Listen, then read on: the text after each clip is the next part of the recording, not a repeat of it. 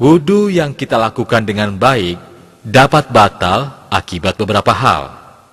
Pertama, karena sesuatu yang keluar dari kemaluan depan dan belakang, baik dari kemaluan maupun dari kotoran.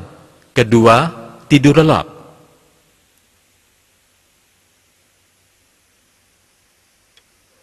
Ketiga, hilang akal atau gila.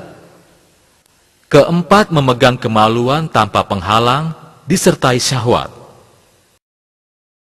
dari gerakan sholat. Sekarang, tolong kalian perhatikan baik-baik, ya. Pertama-tama, niat dalam hati untuk sholat yang akan dilaksanakan. Lalu berdiri tegak menghadap kiblat, sebagaimana hadis riwayat Imam Bukhari dan Muslim. Muka menghadap ke tempat sujud, sebagaimana hadis yang diriwayatkan oleh Al-Baihaqi dan Al-Hakim. Jika menjadi imam atau sholat sendirian, maka harus meletakkan sutra atau pembatas di depan tempat sujud, sebagaimana hadis riwayat Al-Bukhari, Muslim, dan Huzaimah. Setelah itu melakukan takbiratul ihram dengan cara mengangkat kedua tangan sejajar dengan bahu, sebagaimana hadis riwayat Bukhari dan Nasai, atau sejajar telinga, sebagaimana hadis riwayat Bukhari, Nasai, dan Abu Daud, dengan jari yang tidak digenggamkan, juga tidak direnggangkan, akan tetapi lurus ke atas, sebagaimana hadis riwayat Abu Daud dan Ibnu Huzaimah. Selanjutnya meletakkan tangan kanan di atas tangan kiri, sebagaimana hadis riwayat Muslim dan Abu Daud, atau menggenggam pergelangan tangan kiri. Hal ini didasari oleh hadis riwayat An-Nasai dan Ad-Daruqutni. Kedua tangan itu diletakkan di atas dada, seperti yang dinyatakan oleh sebuah hadis riwayat Ibnu Huzaimah, Abu Daud, dan Ahmad. Kemudian melakukan ruku yang didahului dengan takbir, seperti takbiratul ihram, sebagaimana hadis riwayat Al-Bukhari dan Muslim. Ruku dilakukan dengan cara meratakan punggung, sebagaimana hadis riwayat Ahmad dan Abu Daud, sambil menggenggamkan kedua telapak tangan di atas kedua lutut dengan jari-jari direnggangkan. Kepala tidak ditundukkan atau tidak terlalu menunduk. Memandang lurus ke tempat sujud, penuh tumaninah, sebagaimana hadis riwayat Ibnu Huzaimah. Setelah itu bangkit dari ruku hingga tegak, sambil melakukan takbir seperti takbiratul ihram. Gerakan selanjutnya adalah sujud. Sebelum sujud, terlebih dahulu mengucapkan takbir. Hadis riwayat Bukhari dan Muslim. Dalam hal ini, Rasulullah terkadang mengangkat tangan terlebih dahulu, sebagaimana riwayat Nasai dan Daruqutni, dan kadang-kadang mengucapkan takbir, langsung sujud tanpa mengangkat kedua tangan. Ketika sujud, Rasulullah meletakkan kedua tangan terlebih dahulu sebelum lutut, seperti yang dinyatakan dalam sebuah hadis riwayat Ibnu Huzaimah, Ad-Daruqutni, dan Al-Hakim. Telapak tangan menempel di tempat sujud dalam keadaan terbuka, tidak mengepal, jari-jari rapat, dan menghadap kiblat, serta diletakkan sejajar dengan bahu atau telinga, sebagaimana hadis Abu Daud dan Nasai, dengan sanad yang sahih.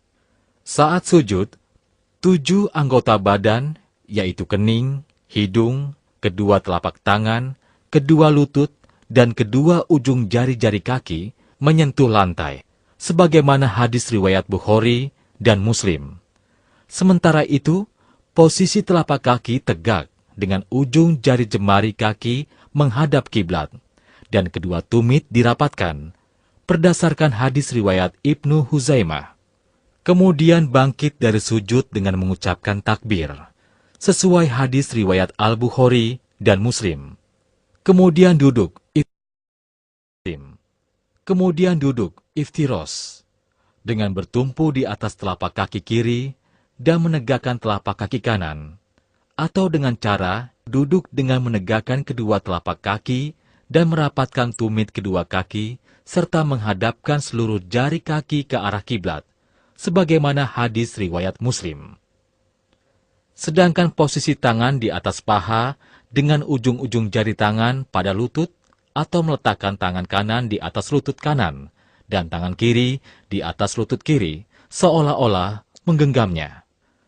Setelah selesai duduk iftiros, lakukan sujud kedua, seraya bertakbir seperti yang dinyatakan dalam hadis riwayat Bukhari dan Muslim.